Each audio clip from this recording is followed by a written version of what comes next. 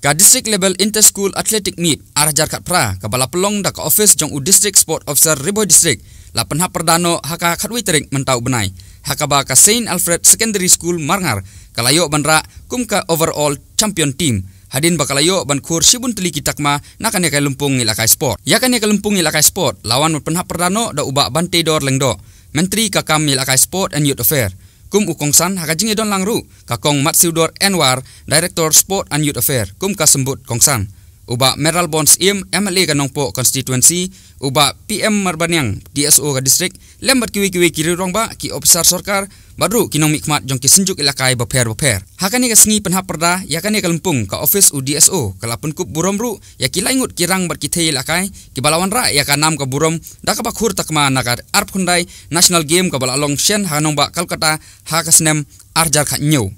nakaliang ubak bantidor ulai ka jingiro ya ka tenat ilakai sport jong ka district ka balala ban pelong ya kum kan ya ka lempung ilakai ka bajob. I'm very happy to be here.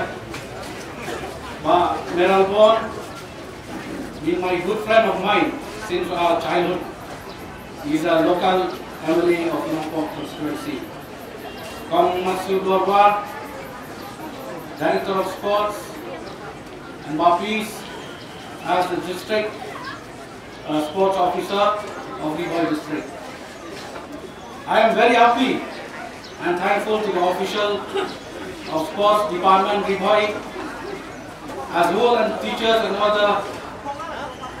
official and people associated who have supported this magnificent event and giving the full support to shape up and imbibe the spirits of sports to this young energetic children. Ulakun turu iki kena skul ban penjana ya laki sab ilakai badru ban pengkre nakabenta ban syajid ban mikmat ya kajala hakan national game kaban solong shen hapok kajala ulakun tibru baka sorkar jala kala nangsim ya kilat kelenti kumno ban kentiu ya ka kam ilakai sport badru ban penbit penbiang ya ki madan ilakai ki Indo Stadium bat kiwi kenang bakirang baki thei ilakai ken la shisha ban penorkam hakaban kentiu ya la kasap kapong.